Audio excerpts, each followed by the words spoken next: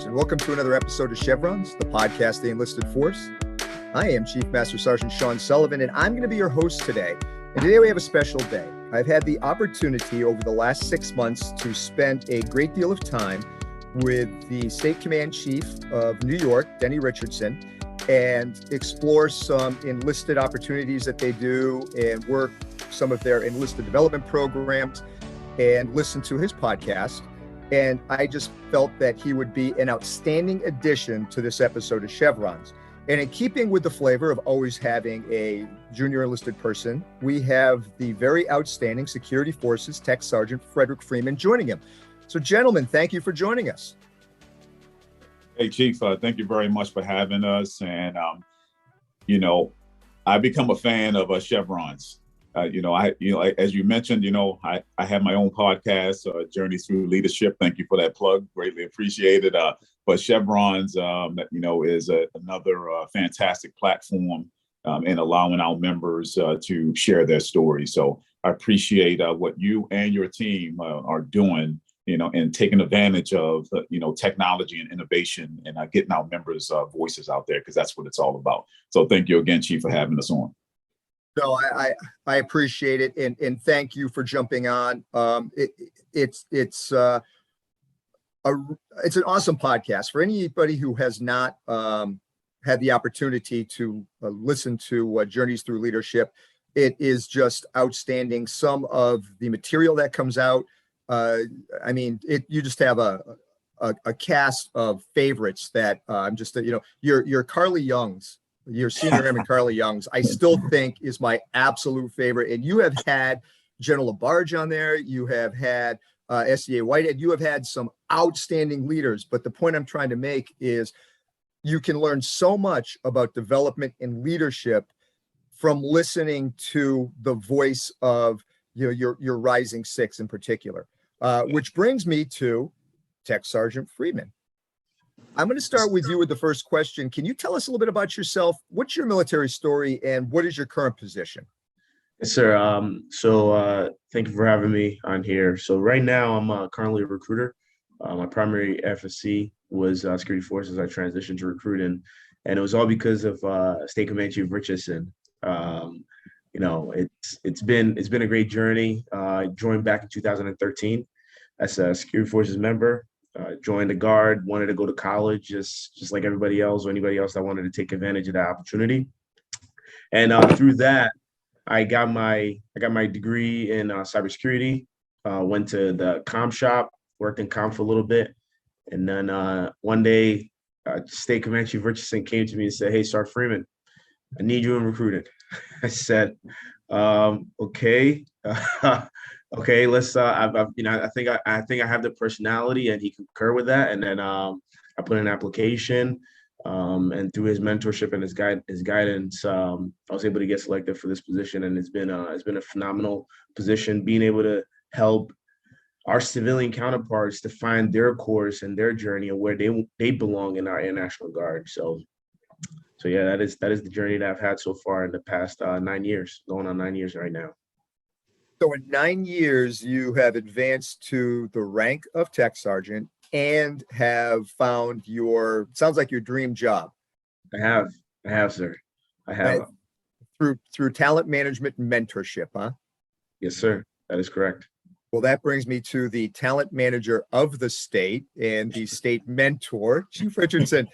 Same question. Tell us a bit about yourself and beyond the bio. I know you through your bio, but what's your background? How did you end up in the Air Force, and what's prompted you, or in the Air National Guard? What's prompted you to stay on this journey? Oh, wow. Thank you again for allowing me to be a part of this platform. And hey, Sergeant Freeman, just to piggyback on what he said is, it's all about finding that young talent and pushing them out their comfort zone and challenging them, and he was willing to come outside his comfort zone and step up to that challenge. One thing about Sergeant Freeman, and the reason why I invited him to join me on this, is that he has one of those tangibles that you cannot teach. And that's an attitude, a positive attitude built for success. I have never seen this young man have a bad day in his life. And if he does have a bad day, he doesn't show it or wear it on his sleeve. So that attitude is going to continue to propel him, to wherever he wants to go. So Sergeant Freeman, hats off to you, my friend. Thank you very much, sir. Thank you. All right. So in saying that, man, my journey, I've been a guard baby. I've been in the guard all my whole entire career, which spans 32 and a half years. So I've never been active duty. My reason for joining, and man, people laugh at this, man. My reason for joining is because I was bored. I was literally bored. So I was born and raised in Baltimore, Maryland. My cousin and I, we were just, not getting in any trouble. We're just walking around. We work during the day or during the night. And then we just go hang out at the mall, eat some pizza, go to the movies, go play some video games. We weren't really doing much, and he said, "Hey man, let's join the Air Force." And I said, "Huh? The Air Force?" I was like, "All right, let's give this a shot." So we joined because we were actually bored, and we were looking for other avenues and other things to do with our life, something more meaningful, and our main reason for joining was just to get some money for college, so that we can go to college.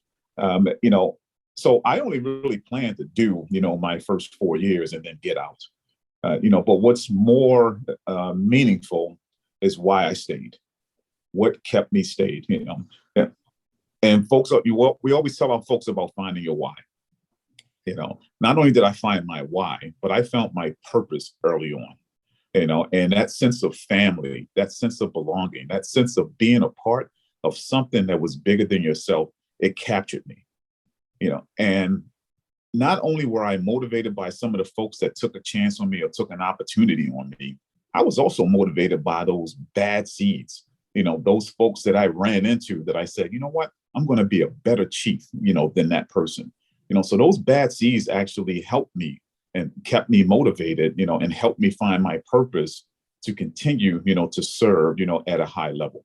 And when I talk about serving at a high level, I'm talking about doing whatever it takes to make sure that young airmen like Freddie Freeman have what they need to be successful. And I'm a full believer in what got me here will not get them here. Some of it will, but not all of it. So I have to be comfortable, in myself and confidence in myself to be able to go and reach them where they are and walk them along the journey to help them get to where I am. So that's my motivation. That's my story. I mean, of course, like I said, born and raised in Baltimore, Maryland. I joined the 175th Airlift Wing, and then I transitioned to the New York National Guard as part of the 109th Airlift Wing up in Schenectady, New York, where Sergeant Freeman is currently serving right now. And they have the mission of flying to Antarctica and Greenland. So I had the pleasure of flying to Antarctica for 15 years in a row. That's my leadership story. I never looked back from being here in New York. I continue to serve. I continue to be motivated and inspired by our young members, and I'm going to continue to do what we do, Chief Sullivan, from the state level to make sure that our members are not only built for today's fight but also built for tomorrow's fight as well. Have you been a DSG through most of your career, or were you bouncing back through different statuses? Because we have a lot of drill status guardsmen across the 90. And I know sometimes they feel that they don't have the same opportunity to exceed and to advance and move forward. And I think as a guard, we're doing a much better job with that now. When I look around, I think we're doing a much better job allowing our DSGs the opportunity. But have you vectored into all the different categories? Yeah, so I was a drill status guardsman for my first 7 years. And then I transitioned over to AGR when I came up to New York. But you're absolutely right. Our drill status guardsmen are the backbone of who we are as an Air National Guard. We are a part-time force. Majority of our members, about 70%, are part-timers, are drill status guardsmen. And I believe that us making that transition from a strategic reserve to an operational force, we've kind of lost sight of that. We kind of lost sight of our drill status guardsmen. Now, we have gotten a little bit better, at bringing awareness to it, that our drill status guardsmen make us, so we have to be able to full-timers, we have to be able to slow down, so when we get to that drill weekend, we're going 100 miles an hour as full-timers. And when it gets to drill weekend, we continue to go 100 miles an hour, but when we going that fast, guess who we're missing? We're missing our drill status guardsmen. Our drill status guardsmen, they were not getting the same opportunities, as all our full-time staff. And we've done a better job, but we can get better at slowing down a little bit when it comes to drill weekends, so that we can recognize and make sure that our drill status guardsmen has every opportunity to be successful as our full-time staff. It's kind of staying on that topic, are the way that the Air National Guard and the Air Force has a culture change initiative to empower and to remove bureaucracy and to really focus on enlisted development. And this question is for both of you, and I'm going to start with you, Tech Sergeant Freeman. What do you think is the most pivotal part that's really going to make this work and take effect at your level? This culture change with enlisted development and developing better people as well as better airmen. Wow. So that's an interesting question, Chief, because in the position I'm currently in as a recruiter, it really starts with us.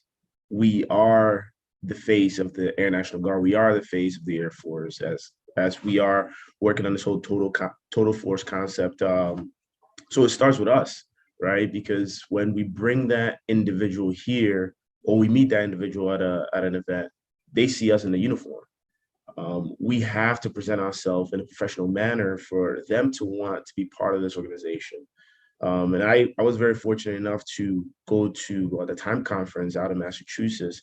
And that was a huge moment for myself because I got to meet a lot of different people from different states. I got to talk to other recruiters from other states to see what they were doing and what different tools that they were bringing to the table to allow them to be able to achieve success and bring in the right talent to our organization. Recently had the opportunity to have a couple of civilians here on the installation. And one of the questions that they asked was, when we recruit, do we want older individual in a sense of people in their 30s?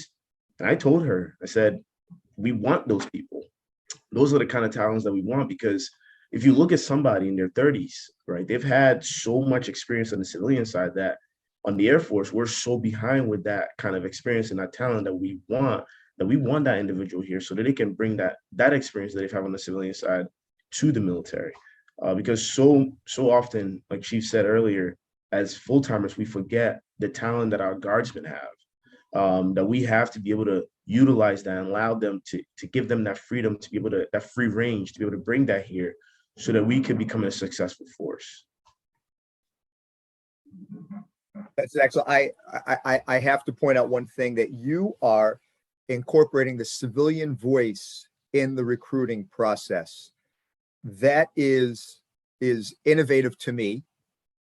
And I just think that that is just going to unlock so much hidden potential of bringing in the right people, especially now when I don't know how New York's numbers are faring, but it's getting more and more difficult to recruit good talent through a variety of situations. But just seeing that's innovative, that's excellent. That is just I like that. I like that. Yeah, thank you. And we're trying anything and everything that we can. And really, it's like I said, the recent tour that we had was with the Chamber of Commerce, right? And with the Chamber of Commerce, they have so many different organizations in them that they facilitate, right? They work with so many non-for-profit, for-profit organizations, and having those individuals come here to tell our story, to tell them what we are and the opportunity that we can provide their civilian employers, I feel like that gives them that ownership for them to be able to take that back to their employers. And if they're having a conversation with Susan, right? And Susan is like, man, I'm lost. I'm paying a lot in healthcare. I want some sense of security because our company might get acquired. Well, you know what? Hey, Susan, have you thought about joining the Air National Guard? We told these individuals anytime that they want to do a tour, bring their employers here to do a tour, we're more than happy to do that, because at the end of the day, the basis, as much as it is ours, it belongs to the civilians as well. Because without them, we wouldn't be here.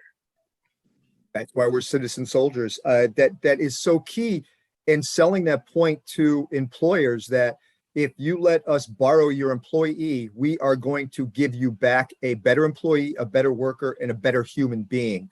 Because I fully believe that when you embrace the Air Force culture, when you embrace the Air National Guard culture, when you live the ACAs, and you are actually developing as a talent, you actually develop into a better human being, a better employee, a better all-around person in life. And that is such a big give back to employers. So that you're doing that is just, that's awesome. And I'm sure it's paying huge dividends. Yes, it is. Yes, it is. Chief, you're at a slightly higher level, being the senior enlisted leader for the New York Air National Guard. How are you working towards this pivotal culture change? Oh, yeah, Chief, you're absolutely right. It is a pivotal culture change of how we actually are doing business, how we, educate, how we train, our members is a lot different than when you and I, the old timers here, was educated and trained when we were coming up. And when I think about this, I go back to the former Air National Guard Command Chief, Chief Anderson. And one of his philosophies was that he wanted to make sure that when you see a Chief Master Sergeant, whether that person was an active duty, reserve, or the Air National Guard, you see one person, you see a Chief Master Sergeant, and we were all being trained and developed the same way. So he focused heavily on making sure that his Chief Master Sergeants were competitive and were up to par, with our brother and sister components. And what I've seen from Chief Williams is that he's not just maintained, but he's also make sure that those Chief Master Sergeants continue to develop, but he's taking it one step further, and now he's really focused on developing the E7 and the E8s, and I'm sure you know about his course down there, the Senior NCO Enhancement course. That's what it's all about. It's all about developing those supervisors and those senior NCOs once they become senior NCOs, so that when they get to that Chief Master Sergeant piece, they already have that foundation established. So as you can see, the trend, it is there. So I strongly believe, and hopefully that trend will continue, that when Chief Williams is gone, the next person will continue that trend and focus on that development of that E5 and that E6. And that's the philosophy that we're taking here in New York. And then not just as the state level, but by us having so many wings. We have 5 wings, and we have the Eastern Air Defense Sector. Each one of the wing command chiefs, they do a phenomenal job, at developing their force. Their professional development programs are outstanding. And they have broken it down, and they have said, hey, if you are a senior airman, these are the things that you should be focused on. These are those development items that you should actually be seeking. If you are a staff sergeant, once you make staff sergeant, hey, you should be going to this airman development course. So they have actually broken it down to that lowest common denominator, all the way down to the grassroots of where that person becomes a senior airman and what that member needs, to be successful in today's organization. I kind of say this all the time, man. If you bear with me, there's a 5-step process that I feel we owe our airmen as leaders. We owe our airmen these 5 things. First, training. We need to make sure that our members are trained correctly and they're trained properly. Now, here's the tricky part to that. Not trained the way that we were trained, but trained the way that they need to be trained, to be successful. Secondly, once we train them, we need to watch and observe and make sure that the training that we just gave them, that they understand it and they can apply it. And they are proficient at it, because if they're not, then maybe we need to go back to that training piece and say, all right, you didn't get it. So let's try to train a different way. let's maybe give you a different trainer. So maybe you're a visual learner, rather than a book learner. Try different ways to make sure that that person gets it. So after we watch and observe that and make sure that member gets that training, the third part is that we have to equip our members. And we, as everyone knows, we are in a constrained resource environment right now. So we have to be innovative. When we talk about equipping our members, or being able to find those creative ways to make sure our members have what they need to be successful to go out and do their job. And then fourth, empowerment. Empowerment is huge. Now that we've done all this work, we've trained them, we've equipped them, they get it. Now we have to empower them to actually go out and do the job. And not only go out and do the job, but empower them to take that whole process and have the ability to break it down to the lowest common denominator and build it back up and find inefficiencies, in those processes. And then fifth, trust. We have to trust that they're going to be able to go out and do the job and not be micromanaged. But we also have to trust so much to know that they're going to make mistakes. Mistakes are going to happen. But if we put the work in at the front end with that training, watching and observing and making sure that they get it, the mistakes that they make on the back end will be minimal. But they are going to make mistakes, and it's up to leaders, for us, not to overreact, to their mistakes. So that's my philosophy. That's what we're trying to get after here in New York State. We open up, as you know, Chief, and you've done a phenomenal job at opening up. You have been the father of the time conference, and you have opened up, slots and seats to allow others to come over and be a part of that. So we're just following your model here in New York, and anything that we do here in New York, our regional partners, we invite you all to come over to be a part of. And I've definitely taken advantage of a lot of that and making connections with a lot of great leaders at all levels in New York State. And that's the one thing I'm trying to, if I can get one message out in this podcast to our listeners, and we have a broad arena of listeners. They're not just Massachusetts Guardsmen. This podcast is kind of permeated because of the guests that we have are from all over. So this goes out to the entire force. Don't stovepipe your liaisons, your opportunities, and the things you do within your wing or within your state. When these opportunities come down to have a chance to go to a leadership conference in New York State, or to do a tour at NGB, one of the NCO or one of the officer tours for the officers that are listening, to have that opportunity to go there and to get outside your wing and to see how things are done and what else you can branch into. I think there's just huge value in that.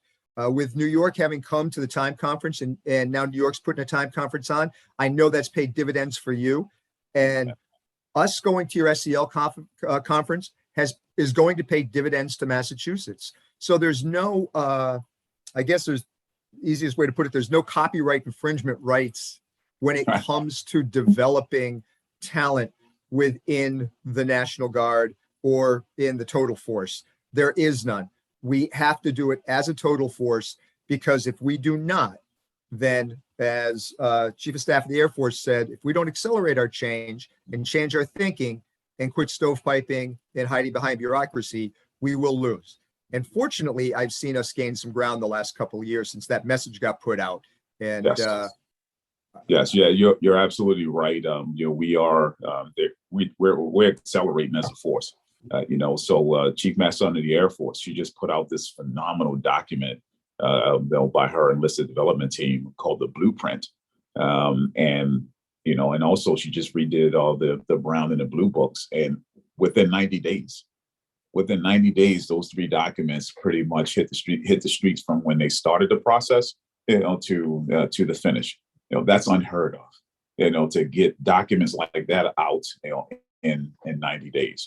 And I want to say one more thing about knowledge. knowledge is, the old adage is that knowledge is power. So that if you are a supervisor and you have all the knowledge, they can't fire you. They can't get rid of you because they need you. Our new mindset, it's all about taking that knowledge, that information, these courses that we're doing. It doesn't belong to me. It doesn't belong to New York State. It's designed to be projected forward.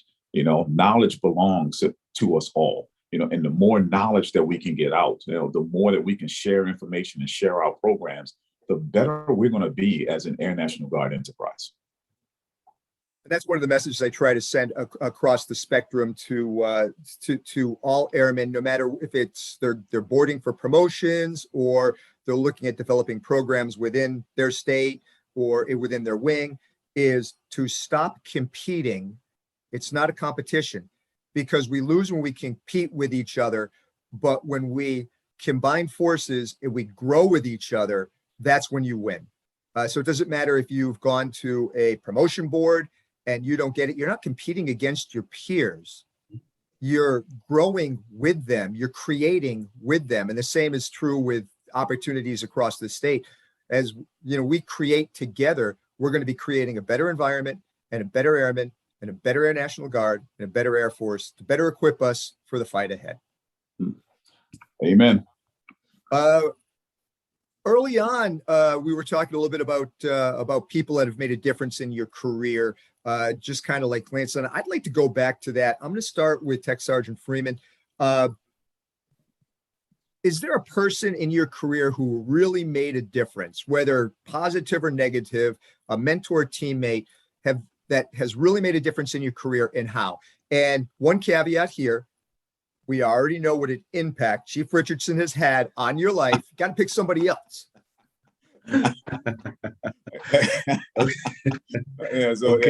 Yeah, man, because I'm running out of money here, man. I already gave you 120. So I can't. So it's hard, because with 9 years, I've met so many people and I've had so many mentors through my 9 years of experience. And I'll currently say where I am right now, my current supervisor, Sergeant Fiorillo, he's been phenomenal in the position that he's in. We recently, our flight chief for recruiting got called to go to the state to really help the whole state with recruiting. And the wing basically called out upon him and said, "Hey, Tag, you're it. You're now in charge of recruiting." And with no recruiting experience, he came in and he's made the office phenomenal. He's been able to present our leadership with what we do, how we do what we do, and be able to acquire some funding for us to be able to do things outside the box. And he has been, every information that he gets and all the knowledge that he gets, just like Chief Richardson said earlier, he has the knowledge, and knowledge is power, but he disseminated that information to us. Recently, he one of the big things that he told us that I wasn't aware of myself was, with the special duty assignment that I'm in, he encouraged us to go back to our primary FSC and keep getting our levels, right? Sit down with the shop, and if we're 5 level, try to get the 7 level. Keep maintaining that level, so that if down the road you decide to go back, it'll be beneficial to us as the members. And I never knew that, right? And that was something that he could have kept to himself, but he's always trying to empower us and always trying to share that knowledge with us. And anything that he's had, I believe he's been in the military for 20 years plus, and he's so knowledge. He has so much knowledge that he just keeps on disseminating that information to us. And he's never shy from, if you forget, you don't remember, you need more information. He's not shy of, hey, let's sit down, let's figure it out, let's look at the regs. He's definitely a great mentor that I've acquired through my career, and I'm glad to be in the position that I am, to be able to have had him as supervisor. And I know he's going to move on to bigger and better things. So he's definitely somebody that has helped me out through my career and where I am right now. That you have provided me with so many takeaways that I can talk to our recruiting force with. I'm sure they're doing a lot of it. We have great recruiters in Massachusetts. They're doing a great job. They're unsung heroes. But you bring up a good point. Your mentor explaining to you, stay on top of your career field, stay on top of your progressions, because I'm sure there are situations where recruiters go to leave the field and it becomes a placement issue and a catch-up issue. So that's pretty valuable. It is Valuable. It is. Yeah, very valuable. So if I could, Chief Sullivan, you will appreciate this because Senior Fiorillo was a former first sergeant. So leadership, that's just leadership at its finest. That's talent management. That's saying that, hey, I can take you as a leader and place you and push you outside your comfort zone and place you in any organization, any part of the organization, and you will be successful. Awesome. Chief, same question for you. Oh man, so 32 years, man. There has been a lot of folks that have made an impact in my life and in my career. And gosh, man, if I can, I don't know how to choose. Just one. We can start at the very beginning with my mother. May she rest in peace. Or we can go to the person that took a chance on me and gave me an opportunity. Jerry Started, who continues to be my mentor to this day. I talk about my mother so much. I think I want to talk about Jerry Started a little bit because he has been so inspirational in my career. Like I said, he hired me to the 109th. And he didn't know me from Boo. And we kind of connected and we hit it off on the interview when I came up for the interview. And my plan wasn't to stay in New York. My plan was to do a couple of years and then transition back to Baltimore, back to my home. And when I first got to New York, I struggled. Big time. I struggled to fit in. I was probably one of the few African Americans there on the base, and I really, really was having a tough time. And I didn't know anyone. I had no friends. I had no family, so I struggled to fit in. And I remember him sitting me down, and he said, "Here's some advice for you. Here's 3 things."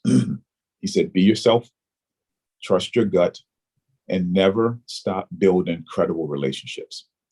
Those 3 things that he said to me meant so much, and 3 things that I continue to use, to this day, whether I'm in uniform or whether I'm out of uniform. So when the opportunity came for me to go back to Baltimore, I didn't want to go. I didn't want to leave because this man not only was a solid leader, not only became a mentor, he became a friend. He invited me to his house. For family dinners, and his son was actually in my wedding, so he became such an impact and an inspiration to me.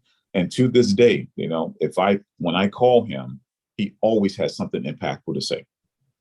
Always has something impactful to say, I just cannot thank him enough. And I couldn't imagine myself being in the position I'm in right now if he wouldn't have took a chance or took an opportunity on me back in 1997. And that's what I think it means the most when it comes to mentorship or to people that impact your life. They're taking a chance on you. And it goes back to something that we were saying, we were talking about our full-time force, feeling like because they're operational all the time, they have to pick up the ball and they have to do more during RSDs. We have to be able to trust and to let go. And I think that goes the longest way to being a mentor. I mean, I'm bringing it in full circle. One of my mentors was back when I was a young Marine, and it was a sergeant who just simply let me lead. He just simply let me go out, coached me a little bit on my failures, but he trusted me enough to empower me to go out and do the job.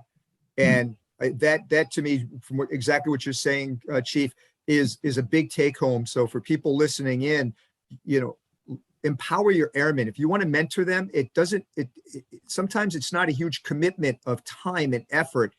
It's just trusting them and letting them go. And then making sure they stay level. Like you were saying, you train them, you observe them, you equip them, and then you empower them and you trust them. And if you go through that 5-step process, you can tell I write things down when you talk. That's why I love your podcast. For those of you who have never listened to the podcast, I would say General LaBarge with learning, earning, and returning was a big take home. Chief Whitehead with maintaining somebody's uniqueness when you develop them as a leader. I mean, there's just so much there. And that's another one right there from you, Chief, another good tidbit.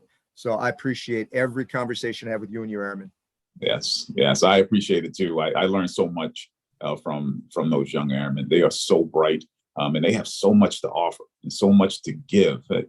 And here's the thing, man. I started that podcast almost 2 years ago. We're on season 2 right now, and the more folks are listening to the stories of their members, the more want to come on and tell their story. So I have a lineup, throughout the rest of the year of folks who actually want to come on and share their story and tell their story. So, and it's all about them, and I'm sure Chief Solomon, you and I, we are like in that standpoint, is that this podcast isn't about us. This podcast isn't about you. It's about the guests. It's about the airmen that come on. It's about them, sharing their story and their unique stories, with everyone, and that's what it's all about. If you can bring back something from every conversation, every podcast you listen to, if you can get something out there, or you can provide somebody with that little tidbit, that little nuance that can help them in their career. That's what it's all about. Yes. Leaving the breadcrumbs so that they can find their own trail to where they want to go. And that's, and that is just something, that's why I love your podcast. That's why I love, hanging out with airmen. Gonna miss this when it's gone. It's a great ride. But we still have some time. Yeah, you still have some time. So speaking of breadcrumbs, I'm going to leave a trail of breadcrumbs from Massachusetts to New York so that you can join me on Journeys Through Leadership. Would love to. Would love to. All right. Because it is a journey. And I want to stay on that topic because there's something that you had mentioned early on, Chief, how it's different now than it was for us. And I think it's hard for people to have that mental perspective. People like it at our level, Chief, where we look back and we think about how it was back then and how it is now. And somebody like you, Sergeant Freeman, us old dinosaurs, we talk about, back in the day coming in and they said, go in the corner and color. And it's just such a foreign concept. You can't even grasp it. I mean, try to do that with one of our super smart, uber motivated young airmen coming down the pipeline now. I mean, that'll disrail you. So what are some of the changes that you've seen? How was it early on in your career? I'm gonna start with you, Chief, being the senior leader. Early on in your career, what kind of support did you get from leadership as far as professional development is concerned? And how is it changed now? How is that 180 wheel? Oh, 180, I would say 360, because the professional development, that we are seeing now for our young airmen is unprecedented. I mean, when I was a staff sergeant or a tech sergeant, there was no professional development. There was no professional development. The only professional development that was pushed our way was go get your CCAF, go get your civilian education, and that was it, and I did. I accomplished that. Got CCAF, got my civilian education, but that was the extent of the professional development. Back then, it was more about experiences. It was more about the lessons that you learned. It was more about being challenged and being pushed out of your comfort zone to see how much you could handle as a leader. That's how we grew. That's how we developed that, back then. Now, we are really, really good at, providing our members, that development from day one. If you look at how, and we had to adapt, the Air Force had to adapt. They had to adapt because the young members that are coming in today were not us. So they know that they're going to have to be there. They need to be, trained differently. How they receive information is different. They grew up differently. They grew up in an age or in an era of technology, where, if they met a new person or made a new friendship, normally it was done behind their telephone, on what is it? Snapchat or Snapchat, Instagram, Facebook, So that's how they, meet their friends. That's how they met their new acquaintances. So, so just imagine that. Just imagine taking a young trainee and the first time they get off the bus, and that, now they have to have that face-to-face interaction with an MTI, and with other members. That's a tough transition to make for them, So I think the Air Force has got it right. I think they adapted their style without sacrificing the discipline and the standards of what it means to be a professional airman. They just adapted their leadership style, their style just a little bit, so that they can get the most out of that trainee to turn them into productive airmen, and that's a lesson for us all. We have to be adaptable leaders. We have to understand, that airman, that young airman that we are receiving back into our organization is not us and was trained differently, than we were trained, and not only do we have to understand that, we have to respect it. We have to respect it. To me, a successful leader is a leader who's able to take members, and motivate and inspire them to achieve, set objectives and goals. If you are not effective at it, and in order for us to do that, we have to be adaptable. We have to be adaptable, because the same way I can speak to a Chief Sullivan, I cannot speak to an A1C Sullivan, that same way. So we have to be able to adapt our leadership style. But for professional development, when I came up, it was totally different to what the members are receiving now, which is phenomenal, because that means that we see the value in that. And I think I said it before, what got us here or what got me here won't get them there. So I need to make sure and understand that they have those tools, to be successful. And it comes from professional development, not just for today's fight, but for the future fight as well. Wow. There's a lot there. And I couldn't agree more in the changes and how important it is, but you brought up something that ties in what we were talking about before, and that is taking your young airmen and including them, making sure that they're included in the process, and making sure that you allow them to do what they need to do to succeed. Sometimes a little bit of failure leads to even better success. But you're right, that's how we learned. It was almost like there was a secret decoder ring out there that nobody had the code to crack to, that, to develop yourself, and nobody knew, and all they kept doing is put you into positions. And if you didn't fail, they'd give you the next thing. If you didn't fail, probably not the best way to develop a leader, but it did develop some resilient people. But you end up at the end of it and you're so caustic, you're so bitter from the system that brought you there, that I do think we're doing a really great job. That's a long-term perspective of the 30 years plus that you and I have both been involved in the system. But what about you, Sergeant Freeman? I mean, from 2013 to now, what are the changes you've seen? So one of the biggest things that I've seen is that was when I first came in, I'll use ALS, for example. A lot of ALS was, you had, for guardsmen, we didn't really have a lot of options of going in residence. It was always active duty had that preference of in residence.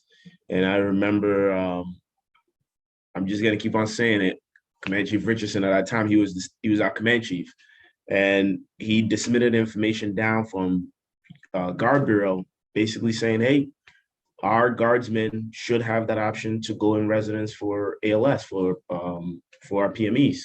So I got the opportunity to get selected. I went to ALS, and actually I'm going to bring it back to one of my ALS instructor who recently was my NCO, basically my NCO shadowing instructor, Sergeant Pugh, Master Sergeant Pugh now, and he was prior Marine.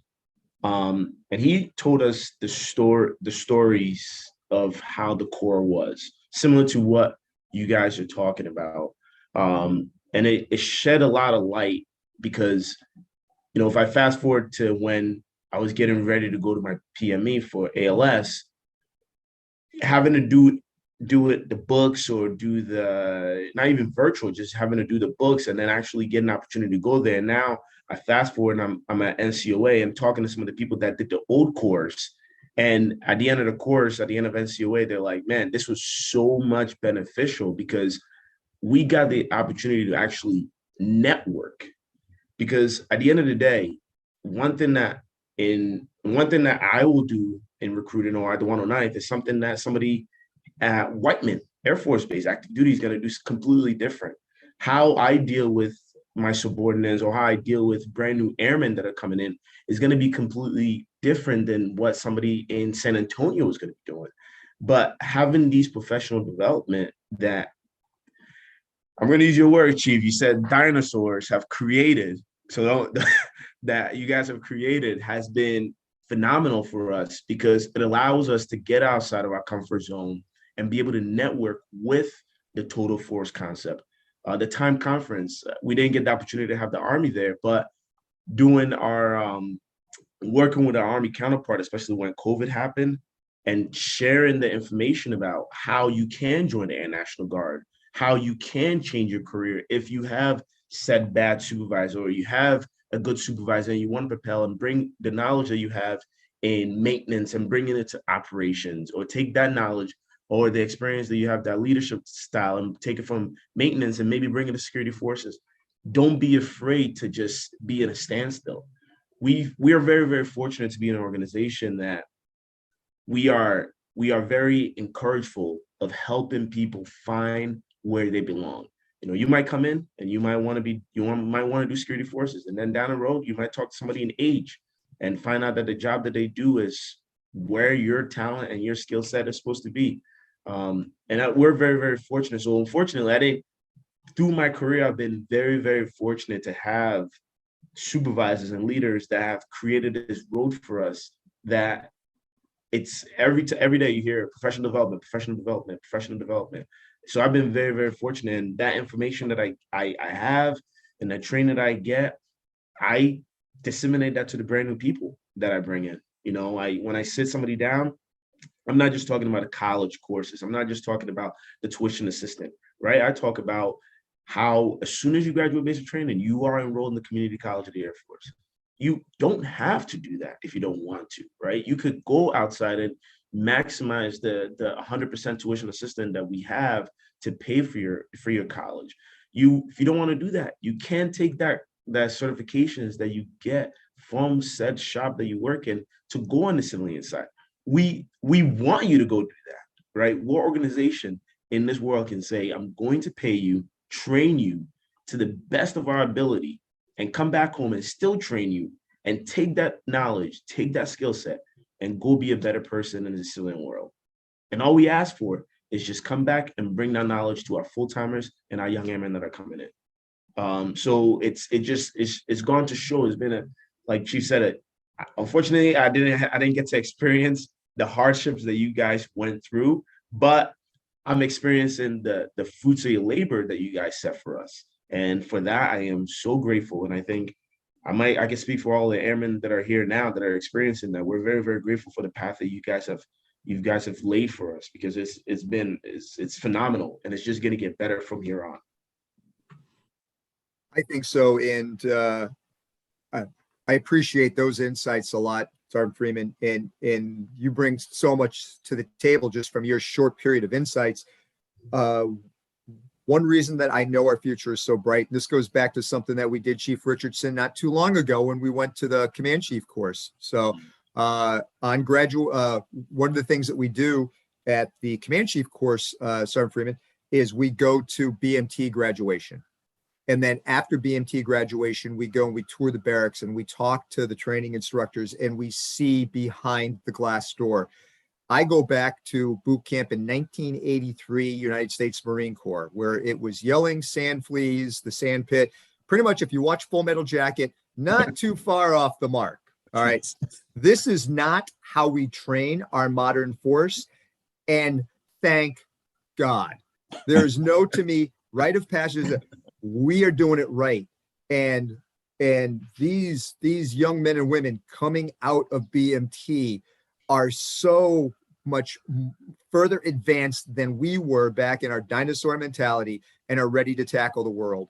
And by having good leadership like you, Sergeant Freeman, and Chief, you are setting the table. You guys set the climate. All we do at our level is we try to set the climate, and it is up to the Sergeant Freemans to execute and to develop these airmen.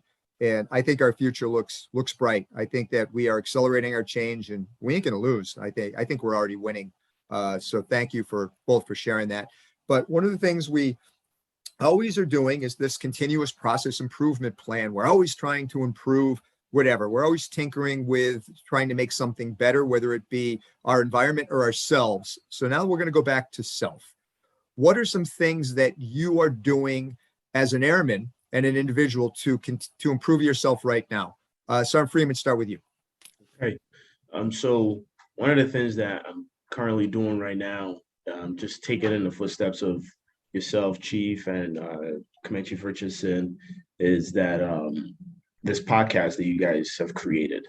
I think as an Air National Guard, as an organization, a lot of times we look at ourselves as, and I think one of your podcasts, you said it earlier, Command Chief Sullivan, that I do this mission and I could do it better, and this is why I do what I do, and this is me. But that's not true, because the total force concept is there are other bases that can do what you do. You have to be willing to embrace that back in the day, yes, that was your identity, but now that's not the case anymore. We are a total force, and that total force concept doesn't just include Air Force, all the air components. That includes Army, Marine, Coast Guard, Space Force, right? It's a whole DoD enterprise. So with what you've been doing with this podcast, for both of you, we in the 109th want to kind of set foot and start following your footstep, because this brand identity that we need to create for the Air National Guard, it doesn't just happen with recruiting, right? Just the individuals that are in the shop. It's everyone that is in our organization. And now, like you said earlier, with TikTok, social media, that's how these young adults or young kids are getting their information. It's not through billboards, it's not through radio, it's not through television, it's through social media content. So yesterday we had an event with NGB for recruiting, and we got other recruiters to talk about what they're doing differently and stuff like that. And I think these platforms allow us to be able to bring other recruiters on a regular basis instead of doing an annual conference or doing a quarterly conference. But having something like this allows us to be able to brainstorm and put our heads together and say, okay, how can we get this wonderful organization that we have to these young adults that are out there, that are coming into life and don't know what they want to do? So what at the 109th, what we're trying to do is basically just following your footstep and creating something similar to this, to bring recruiters and other entities involved so that we could talk and have them share their story, but not just from a recruiter standpoint, but just as an individual standpoint.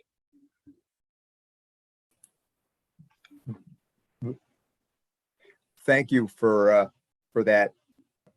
I love the insights. I do. Chief, same question. What are you working on? Well, let's see. My development literally, comes from giving back to others. And, you just mentioned about previously, Chief Sullivan, about the Command Chief orientation course, that I was fortunate to be a facilitator. And prior to that, I was a facilitator at the Chief orientation course, so I learned so much. Every time I'm doing something like this and I put myself out there, I learn so much. that's part of my self growth. That's part of my development. So by me giving back, I'm also receiving that, information as well. I'm finding out something new about myself that I didn't know before. I'm finding out new information that I didn't know before just by being out there and being on a national level. So now I've transitioned, not part of the command chief course anymore. I've transitioned to EFAC, Enlisted Field Advisory Council. I'm the Region 1 alternate, along with another fellow state command chief of New Jersey, Chief Mike Wakakis. And once again, that's another opportunity for me to learn, for me to grow, and then for me to actually work on myself. I'm an avid reader. That wasn't always the case. I used to didn't like books, but now I like books. I definitely like audio books, because once again, if you're driving in the car for 35 minutes, to and from work, that's 35 minutes of time that you can be learning something. So one thing I try to focus on is at the beginning of each year is to reflect. And I don't think we spend enough time reflecting on your past achievements, from previous achievements from the last year. Most of the time, because of our ops tempo, we just kind of glaze over it and we just go right into the next thing, So I do take the time, once a year to reflect, reflect on the lessons that I've learned, reflect on, the achievements of the past year, what I was grateful for from that past year, and also how I've grown, in that past year, And then after the reflection piece, I focus on releasing, because not everything was a success, that past year. I failed at some things, I've had some setbacks, during that past year, but I have to accept them in order for me to release them. And then it's about renewing. It's about renewing. It's about creating. What's next for that upcoming year? Like example for 2022. What do I want to create? For the New York State. What do I want to renew? I want to build off of the successes that we've had. And learn, from the mistakes, of last year, of course, and be intentional about it. So reflect, release, renew, and create. To me, that's a huge part of my development. That pause was me writing down some more stuff. Like I said, every time we do, and that is one thing that I am guilty of. I don't take the time to reflect. You always feel like you got to go 100 miles per hour in one direction, and you always got to be giving more,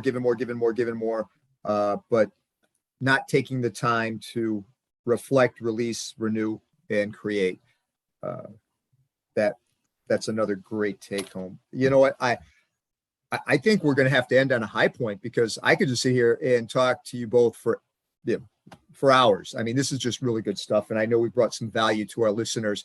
So do you have any final thoughts or wisdom you'd like to share with our listeners? I'm going to start with you, Sergeant Freeman. Yes. So we're just with staying on topic with leadership and professional development. That's young airmen coming in. We shouldn't be afraid to reach out to our senior advisors and even our officers, right? To ask that story. How did you get to where you are, right? What did you do? What is your story? We should always be curious of, the people above us, because someday we are going to be that next supervisor.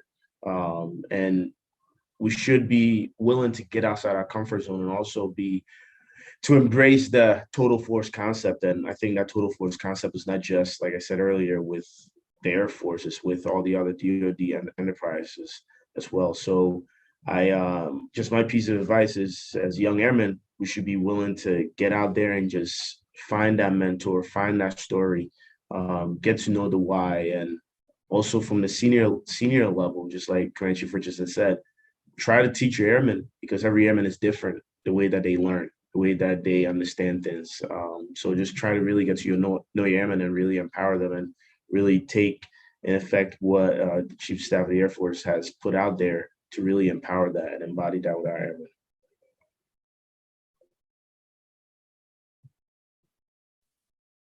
Thank you. And Chief Richards, same question. Anything you want to add? Yes. Hey, thank you. Hey, Chief, thank you again for the invite and allowing Sergeant Freeman and myself to come over and be a part of your podcast. This has been fun. It's been enlightening. And I think I stated before the cameras were rolling that, I'm already a winner because I got to be with Sergeant Freeman today and see his lovely smiling face. So thank you very much for having us both on and for this opportunity. So, if I can leave with anything, I'm going to leave with an acronym that I use constantly. It has guided me through my career, and it will continue to guide me, through my life as well. And that acronym is ACT, A-C-T. And it's something that I've always done. And the A is for being authentic, being yourself. We are here. We're serving. We're wearing these uniforms because we are people of high character. So we need to continue to focus. Being yourself and being authentic. And not being so hard on yourself as well. You are going to make mistakes. Mistakes are going to happen. But what we do is that we focus on our strengths. But we identify our weaknesses, but we focus, on our strengths. The C is for clarity. We have to be able to define clarity, at all parts of the organization. And you define clarity by defining reality and creating hope. And the T, and something that's near and dear to me is trust. Building those trustful relationships with all levels of leadership, with your commanders, with your peers, but definitely with the airmen that you're entrusted to lead. And you create that trust relationship where you build those trustful relationships by delivering over and over again. And as soon as that commander, that peer, that airman thinks that it's impossible, you deliver again. So once again, thank you again for allowing Sergeant Freeman and I to be a part of something that's special. And folks, if you haven't listened to Chevrons, I highly suggested that you make this part of your podcast playlist. And I have to echo the same for Journeys Through Leadership. There's a lot of excellent podcasts out there, but that's rapidly become one of my favorites because of all the takeaways. Gentlemen, I want to thank you both. Sergeant Freeman, it's been an honor. I'm going to try to steal you and put you on my staff. Sorry, Command Chief, but we've already discussed this, so this is probably going to happen. But no, all kidding aside, I appreciate you. We got a ton of value out of this, and I look forward to many more engagements and meeting you in person, Sergeant Freeman. Thank you very much. Thank you. And in closing, I just wanted to use a quote that came to mind while we were talking, and it's from Aristotle. And it says, "We are what we repeatedly do. Excellence, then, is not an act, but a habit." So go out and be excellent. Thank you all. We will be looking forward to having you next episode. Thank you for listening to Chevrons.